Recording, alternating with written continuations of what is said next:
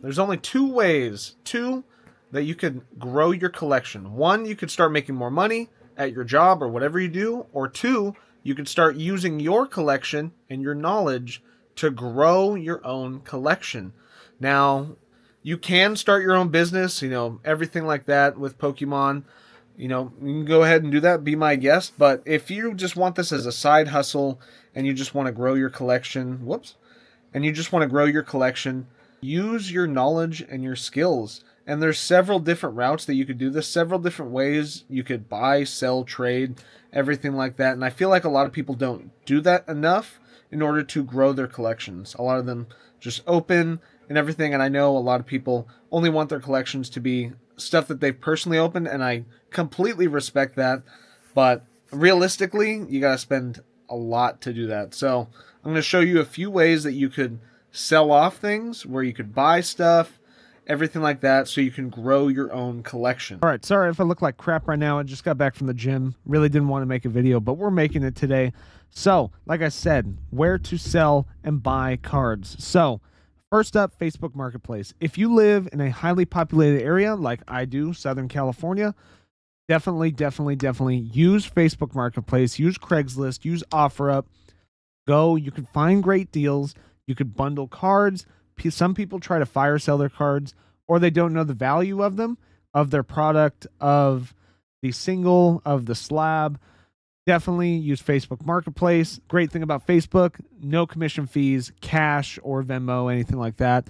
You're not getting any seller's fees, nothing like that. The cons, though, you meet up in person. So you have to be careful. You have to know what's real, what's fake, all that. You get your cash, real cash. So that's the only thing about meeting up in person. It's a little sketch when there's big deals going on, but great place to buy and sell cards. You could do it instantly. If you're in a lower populated area, I still say you should go on Facebook Marketplace. If not to sell, then to buy, because you could definitely find some good deals on some singles, slabs, and sealed product. Next, we have eBay. Now, eBay, easiest place to set up and start selling. You could sell a fridge, freaking microwave, vacuum, Pokemon cards, anything. So it's very easy to get set up on eBay. Great thing. They have great visibility for your product, whatever you're selling. It just depends on what that person is searching up, but very easy for people to find what you're selling. So eBay does the marketing for you, but they take 13%. So they take 13% commission. You have to also either have your buyer pay shipping, or you take that out of your profit as well.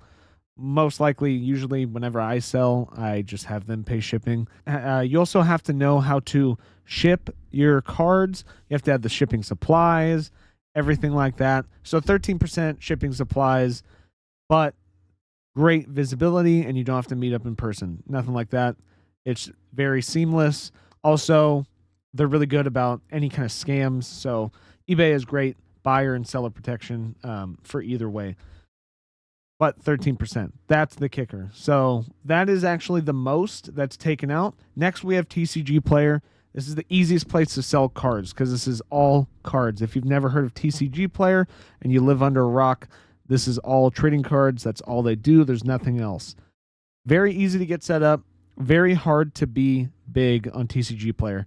There's certain levels to being a higher level seller. The higher level of a seller you are, I believe the less of fees you get when selling, and you have higher visibility on searches. So the more sales and good rep that you have, you're going to sell a lot more and have a little bit less of fees. I know TCG Player takes 12 to 13%. So, and then you also have to know how to ship your cards and have those shipping supplies. So that's the downside, but great visibility once you start building a name for yourself on TCG Player. Not as easy as eBay, but little less of fees once you get up there. And then next, we have TikTok. And I know, look, you don't have to be Mr. Rip and Shipper over here to, start growing your collection. All you have to do is make some video, make some content, And then I believe, honestly, I thought it was 500 followers, but I think it's less, where you could start live streaming and also making a TikTok shop. So, great thing about TikTok, great visibility once you build a brand. And is TikTok easy to build? Yes and no. TikTok, once you hit the algorithm and you figure it out, it's very, very easy. But starting out is rough. Like, you're only going to get 100, 200, 300 views, and you're going to be stuck in that purgatory for a while until you figure out how to beat the algorithm. But you don't have to be Mr. Rip and Shipper. You could just have your items up on your TikTok shop. Great thing about TikTok is they only take 9%. So they take 9%, lot less harsher than eBay and TCG Player, but you still also have to know how to ship out your cards, all that. So a little bit of work. If you like content creation, definitely do TikTok. And you want to build a little bit of a brand for yourself. And you don't necessarily have to be, like a Rip and Shipper and have a whole business and everything. You could do this on the side. Just make Pokemon card content just for fun. Next, we have Whatnot. So Whatnot is a great place to sell products that you don't want. It's honestly really good to fire sale a lot of stuff. So the thing about Whatnot is they have auctions. So auctions are set up to where everybody in the chat starts bidding, and they have a time limit of like 5 seconds, 10 seconds, 30 seconds, anything like that. You could have a single or a slab or a box or a bunch of different boxes and like different items, and you set it up on a wheel like this guy. So he has a bunch of shiny treasure packs, and then like Temporal Forces Build and Battle, Paradox Rift Build and Battle, and then as you see, there's Scarlet and Violet ETB, Shrouded Fable, Prismatic, 7 box bundle of Japanese boxes. This is a great way to have people overpay for certain stuff that you want to get rid of, and they also have a chance at getting items at way cheaper than what the actual retail is, like a Prismatic ETB, where normally market price is like what, $100, and someone could bid 50, $60, and they hit that. The customers, he's obviously loving it, or they can get the 7 box bundle, which is probably like $200 worth of Japanese packs right there. So it's kind of a win-win for both the seller and the buyer. And then also for singles, like you just throw a single up and then people start bidding, and then once the time limit's over, that's it. Dude, you can sell like 50 cards in probably 20 minutes, maybe even less than that. It's very easy with the auction system. And I know you guys are like, damn, Whatnot sucks. Like, there's a bunch of scammers on there, this, that, and the third. I know it has a bad rep. It's not the site. Whatnot does take care of all of the problems that go on. It's just definitely the scumbags that join Whatnot. That, like this guy, Kraken Hits, he's a great guy. Does this all day, every day, the auctions.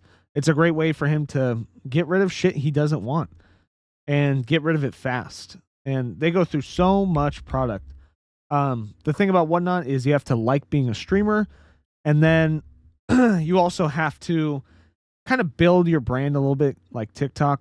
Whatnot, you're not going to just join, stream, have 300 viewers right away, 400 viewers. It's just that just doesn't happen. You have to build yourself up a little bit. But once you get there, it's very easy to just kind of fire sale stuff. Just get stuff in and out of the door. And I'm surprised a lot of more people don't use this, especially local card shops that have like Battle Academy decks or just shit that they don't want, to build better allocations for their stores. Yeah, I definitely think Whatnot's a great tool with the auction system. I know there's Drip, but I don't know if they have an auction system set up. I've been on the website, but I have not really dabbled in it much. Also, Whatnot has the lowest fees out of all of these at 8%. So as far as online, 8%, it's kind of like running a mini business, unless you're like Kraken, where you just stream all day, every day. It's a full-time business. But 8%, definitely the best out of all the online shops. And then if you're also wondering, well, the only place you told me to get singles and product and all that from is Facebook and on the online marketplace. is Facebook and meeting in person. Well, also, you could go to your local card shop. Sometimes they have it to where they're not able to update their single prices all the time. It's a great place to find snipes that you can get. So, for example, I got this Dragonair. Oh, the Dragonair illustration rare. So this right now is market price 35. I got this for 30 because their prices aren't updated yet. The market moves fast. Like it moves so quick, especially right now. Not all card shops can keep up with the market, and not all of them look up TCG Player every time they're selling a single. So they had this up for 30. Market price is 35. So I got a little bit off of that. I also got this Caesar IR today from my local card shop. And this is normally like 10, 11 bucks. I got it for 8. And as well, the cards are mint. Like I'm talking PSA 10 worthy. So I got these mainly to snipe and grade.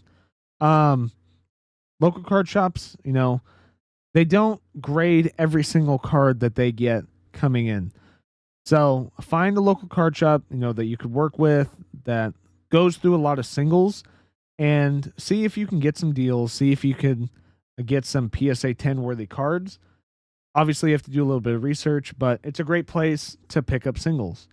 I really hope that this helps because you don't have to start a full on business, to help out your hobby. Just a little extra, like $200-300 here and there, and making that extra for your hobby to build up to the cards that you want, the product that you want. I definitely think these are great tools, and I don't think a lot of people do this for themselves to build that collection. So, take into consideration. I hope you guys liked and enjoyed the video. Drop a like for it, subscribe to the channel, and I'll see you in the next one.